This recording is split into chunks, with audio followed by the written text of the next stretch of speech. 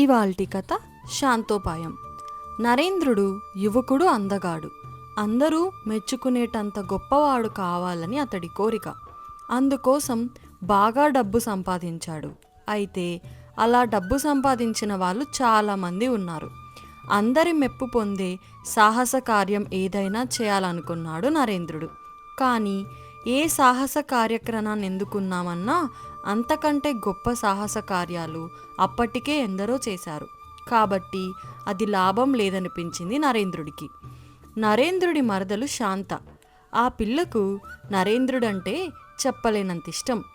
బావ ఆలోచన ధోరణి తెలిసాక ఒకనాడ ఆమె నరేంద్రుడితో, బావా, గొప్పతనం దానంతటది రావాలి కానీ ప్రయత్నిస్తే రాదు. నన్ను పెళ్లి చేసుకో, నేను తప్పకుండా నిన్ను గొప్పవాణ్ణి చేస్తా అన్నది. అలాగా అంటూ నరేంద్రుడు నవ్వి, శాంత, నువ్వంటే నాకిష్టం. ఎలాగూ నిన్ను పెళ్లి చేసుకోవాలనుకుంటున్నాను. అయితే నువ్వు నన్ను గొప్పవాణ్ణి చేయగలనన్నావుగా, అదేదో పెళ్లికి ముందే చేసి చూపించు. మన పెళ్లి వెంటనే జరిపించమని పెద్దలకు చెబుతాను అన్నాడు. అలాగా, నేను నీకొక ఉపాయం చెబుతాను. అది చెప్పే ముందు నువ్వు నన్ను తప్ప ఇంకెవ్వరినీ పెళ్లి చేసుకోనని మాటివ్వాలి. ఆ తరువాత మాట తప్పకూడదు, సరేనా అన్నది శాంత. నరేంద్రుడు ఒక్క క్షణం ఆలోచించకుండా, ఇదిగో ఇప్పుడే మాట ఇస్తున్నాను, కావాలంటే నీ మీద ఒట్టు అన్నాడు.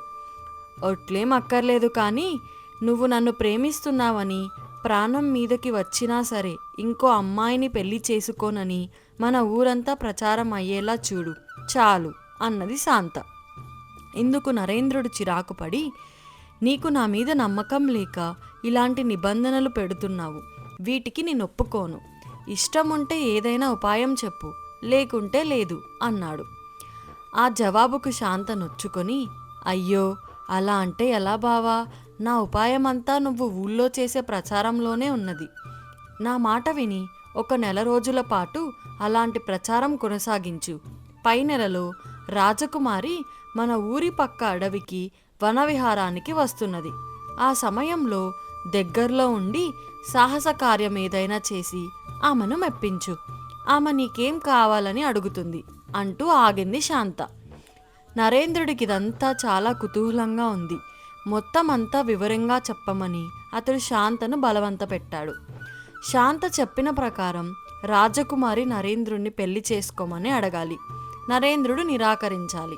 శాంతం మీద ప్రేమతో రాజకుమార్తెనే కాదన్నాడని నరేంద్రుడికి చెప్పలేనంత పేరు వస్తుంది. దేశమంతటా నరేంద్రుడి పేరు మారుమోగుతుంది. ఇలా చెప్పి శాంత, ఈ ప్రపంచంలో త్యాగానికి మించిన గొప్ప కార్యం వేరే లేదు. అందువల్ల నా ఉపాయాన్ని పాటించు అన్నది. అది సరే, కానీ రాజకుమారి నన్ను పెళ్లి చేసుకోమని అడగడానికి, తనను నేను కాదనడానికి, ప్రచారం చేయడానికి ఒప్పుకుంటుందా అని అడిగాడు నరేంద్రుడు అనుమానంగా. అంతా నాటకమని ముందే చెబుతావు కాబట్టి అన్నిటికీ ఒప్పుకుంటుంది.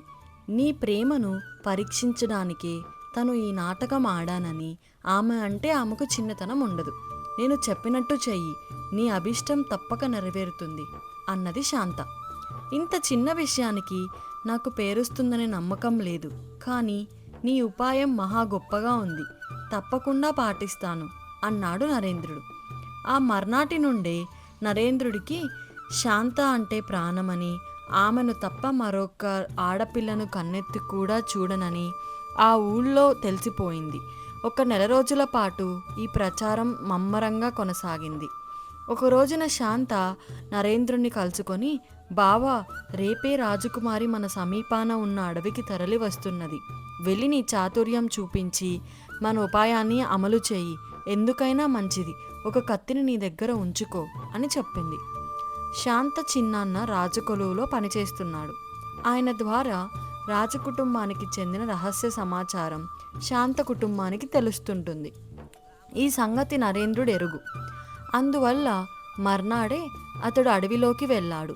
నరేంద్రుడు కొంత దూరం వెళ్ళేసరికి రక్షించండి, రక్షించండి అన్న స్త్రీ ఆర్తనాదం వినిపించింది. అతడు పరుగున అటుగా వెళ్ళాడు. ఒక బుర్ర మీసాలవాడు కత్తి చూపి ఒక అందమైన యువతిని బెదిరిస్తున్నాడు. నరేంద్రుడు వెంటనే కత్తి దూసి బుర్రమీసాల వాడి మీదకు వెళ్ళాడు.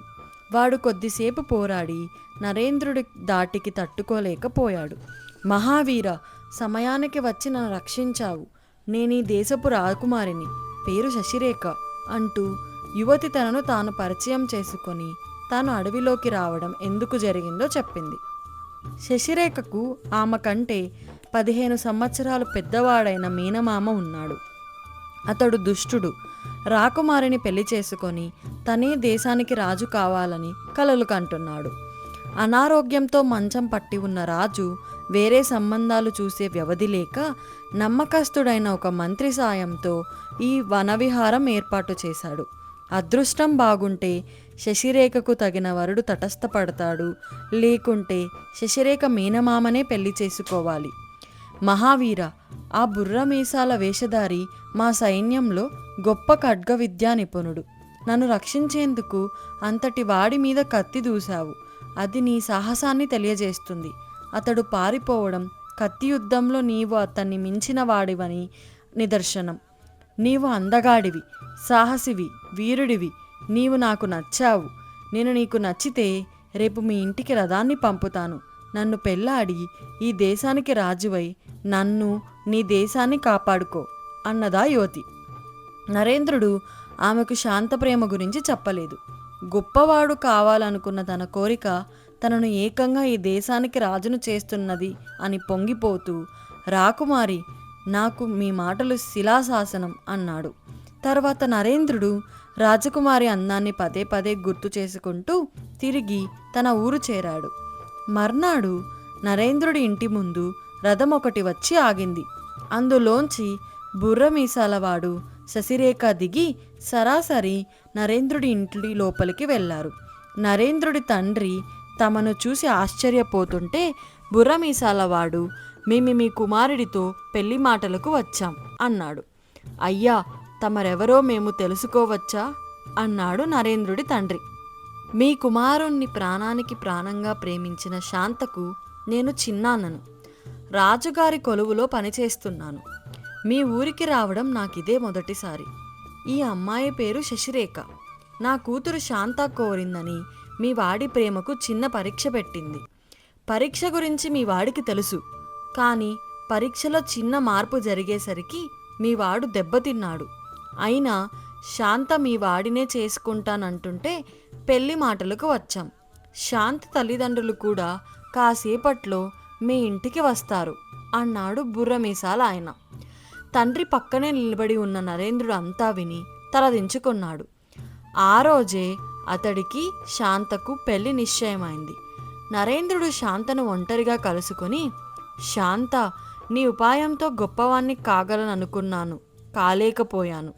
నన్ను పెళ్లి చేసుకుని నువ్వు అనుకున్నది సాధిస్తున్నావు, కానీ నిన్ను పెళ్లి చేసుకుని నేను అనుకున్నది సాధించలేనని తెలిసిపోయింది. నాకెంతో బాధగా ఉంది అన్నాడు. దానికి శాంత చిన్నగా నవ్వి, బావా, గొప్పతనం డబ్బు, ప్రేమ, శక్తి, పదవి లాంటి వాటిల్లో ఉందని చాలామంది అనుకుంటారు. కానీ గొప్పతనం త్యాగంలో ఉంది. త్యాగం ఎంత కష్టమో నీకు తెలియాలనే నేను ఈ నాటకం ఆడాను. ఇక ఎన్నడూ గొప్పతనం గురించి అతిగా ఆలోచించకు. హాయిగా మన బ్రతుకు మనం బ్రతుకుదాం అన్నది. కాబోయే భార్య వివేకానికి నరేంద్రుడు సంతోషించి గొప్పవాడు కావాలన్న ఆలోచనను విడిచిపెట్టాడు. ఇంతటితో కథ సమాప్తం. ఈ కథ మీకు నచ్చినట్లయితే ఛానల్కు లైక్ చేసి, షేర్ చేసి, సబ్స్క్రైబ్ చేయండి. Thank you.